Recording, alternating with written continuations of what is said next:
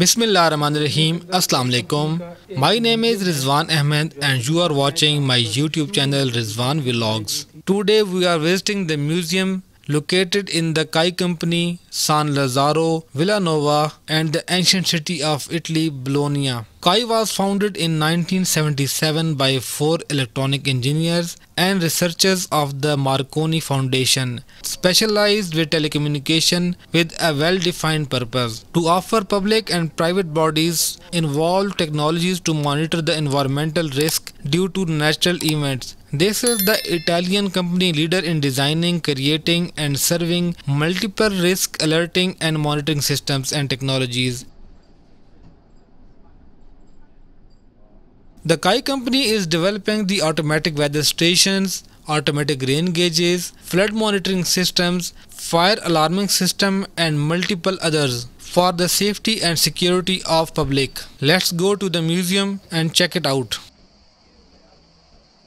They are continuously invest in developing reliable, innovative and interoperable technologies useful to preserve the territory and to safeguard the population. From the 77 until 2010, more or less, from every point of view, from the main projects we went through, technology, milestones of our company growth, basically, and development. And you will notice that the very first thing here on the right are two Formula One cars of Ferrari.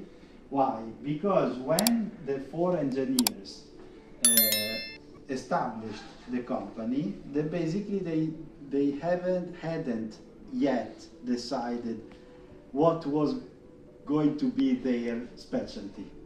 So they simply applied their competence as electronic engineers, and one of their direct personal relationship was with the technical director of Formula One Ferrari race team, which is from the same region actually as we are.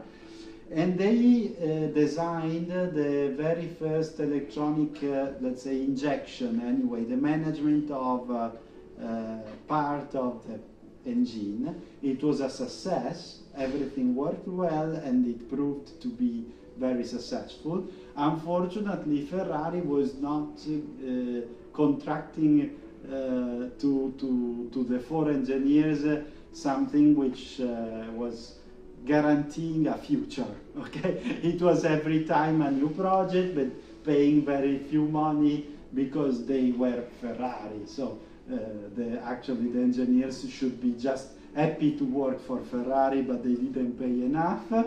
And so the four engineers and CAE started to look for new opportunities. And the new opportunity came from this industry, from my grandfather. The father of my father was actually the chief engineer at the water, at the river management authority for Reno River. Reno is the small river which flows through Bologna, nearby Bologna actually. And it is the only river in Emilia-Romagna which basically doesn't flow into the Po River. It goes directly to the... It is a complicated hydrographic, let's say, but anyway, in the end, the water goes separately from Po River to the Adriatic Sea. And my grandfather basically was the chief of this authority, and one of his technicians spoke to my father and his team saying, look, electronics is making big step forward these years. It was end of the 70s. Please think how to solve our need for data. We don't need electronics, we need data on our table to make decisions. And actually my father remembers of his father getting out of home in the night to go to watch under the bridges and everything to check level of the water, make calculations during the flood season. And so his primary goal was to obtain for the client to have data on their own desk. And this has always been the main goal of our company, to provide our clients with their data on their desk when they really needed data. And we designed everything taking this need into account.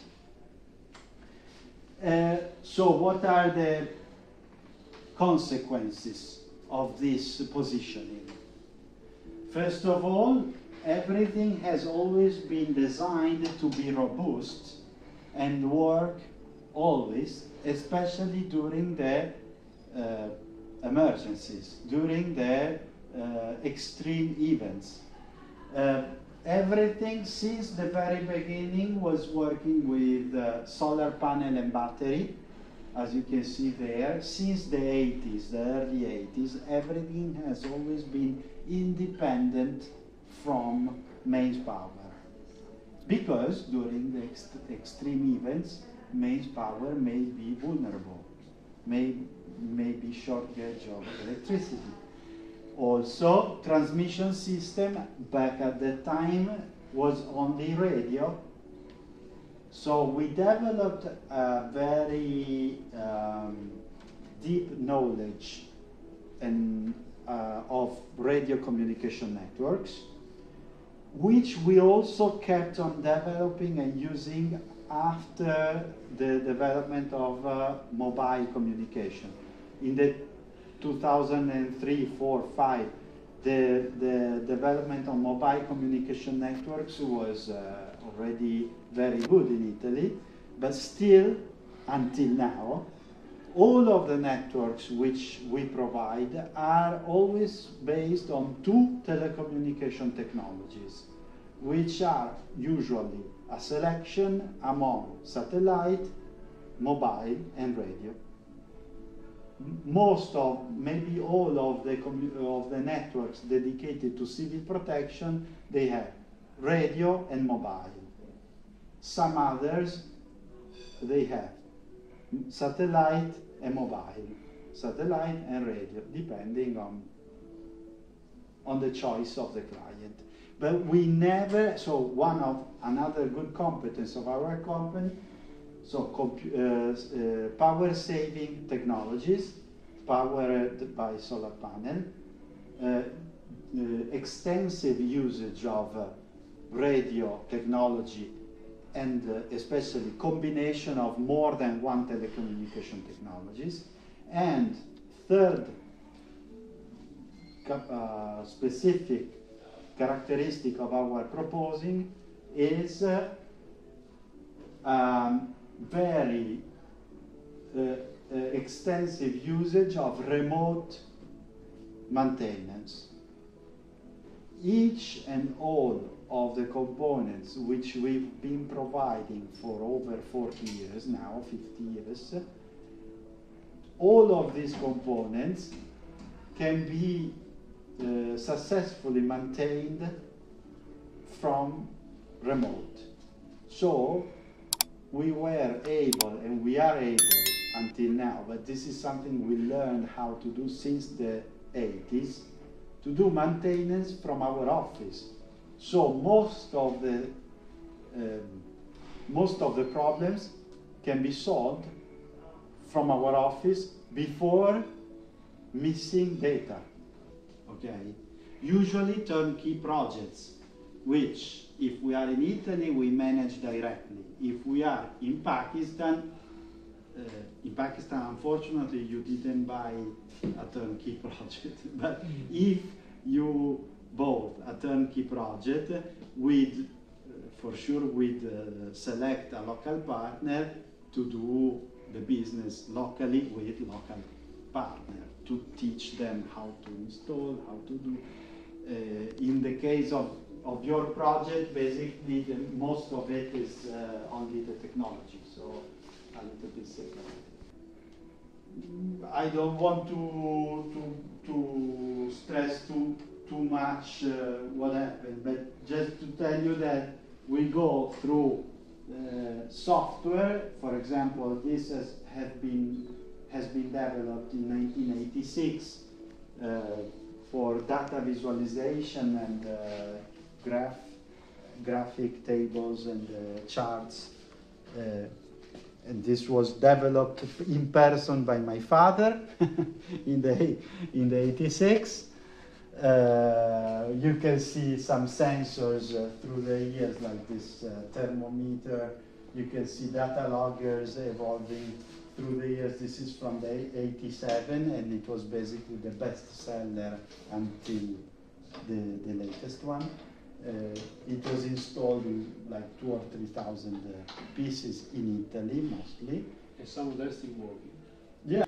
So the big revolution was in 2013. So this has been developed in the year 2000. In 2013, we started to produce and we developed the data logger with operating system on board. And I want to tell you that was a revolution. Why? Because until you have firmware and you don't have the operating system, you have here proprietary protocols and interfaces, and everything was a little bit a black box for our clients. And it was actually our way to make it reliable and safe.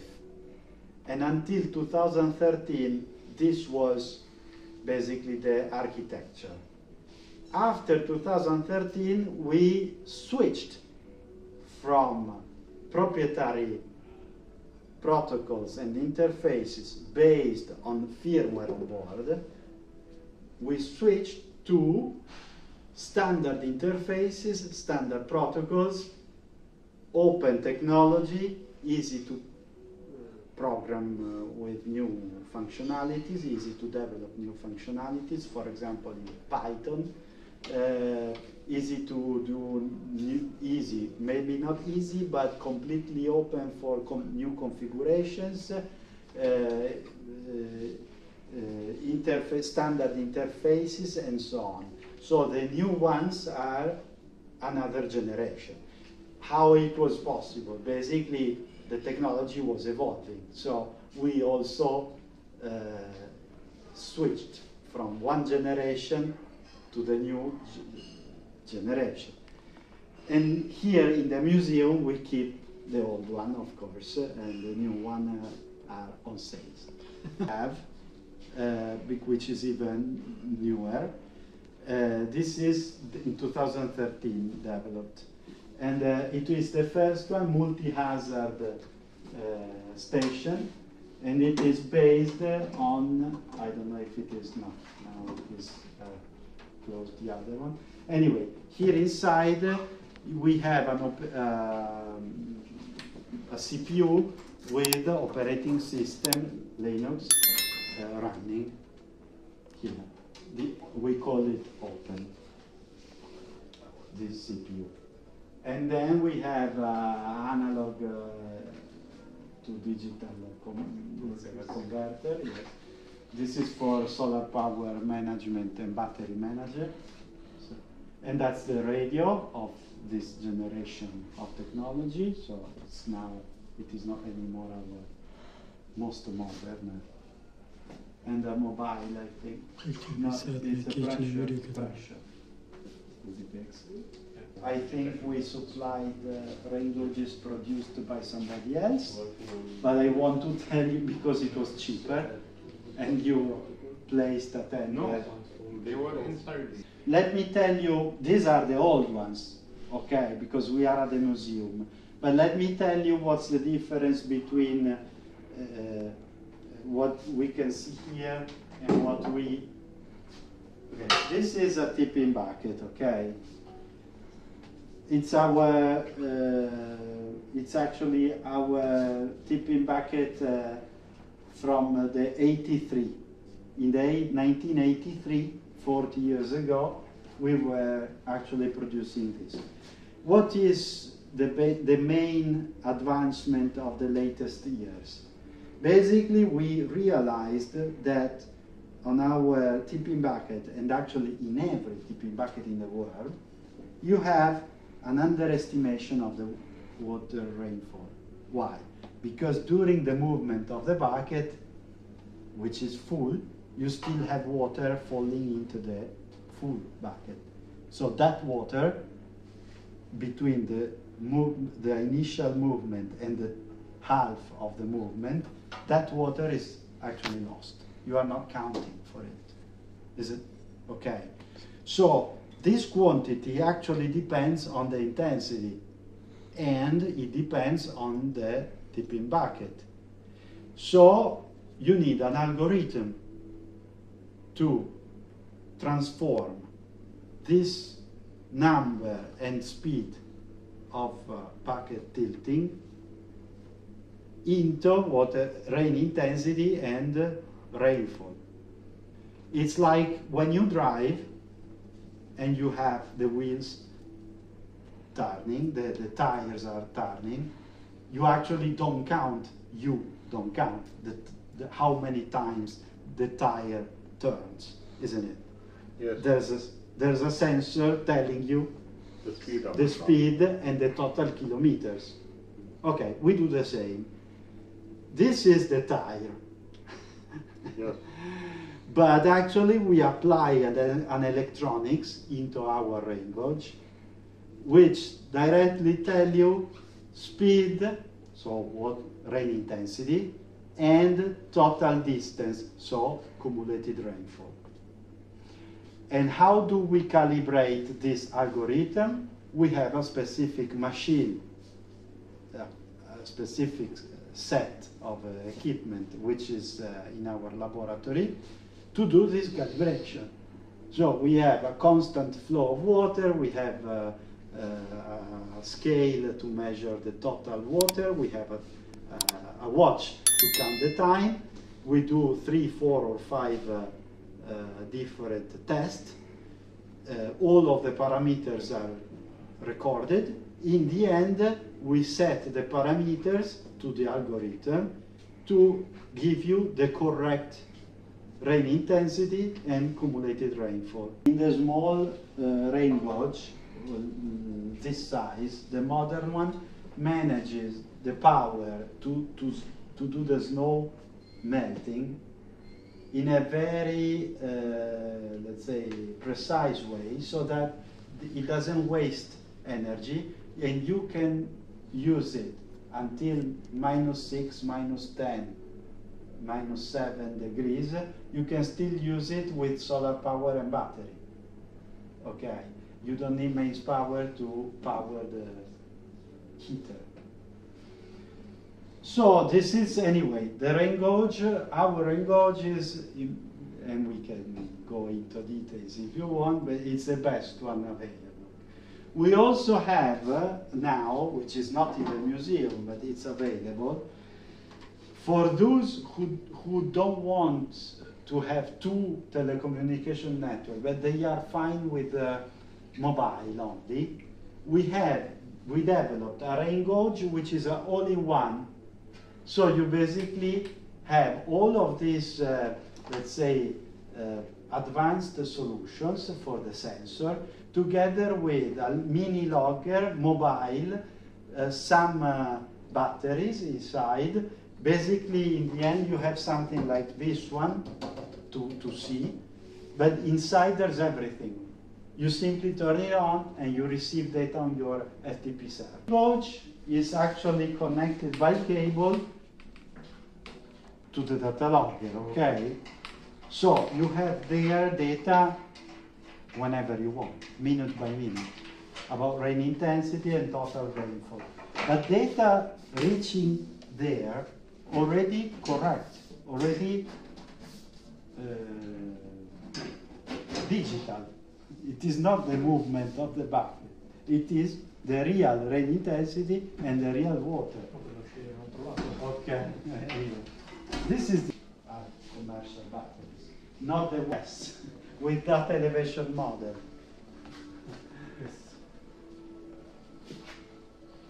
You know, there's a on the way to design the network. Basically, thanks to the elevation,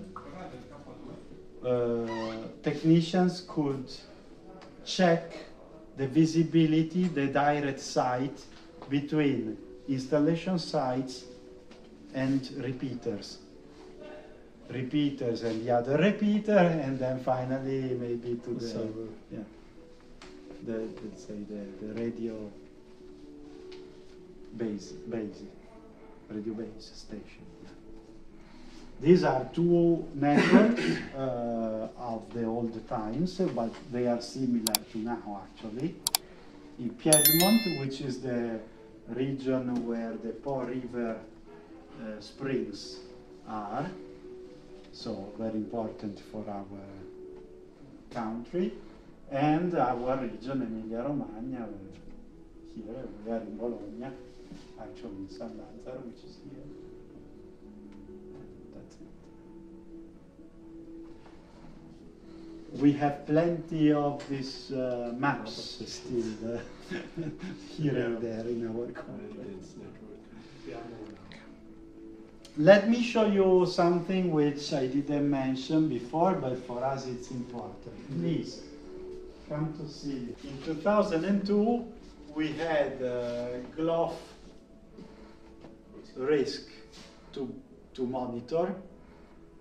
We were called for an emergency, basically, because it was just over a little town. And I remember, yeah, I remember that I was at the university, I studied business administration.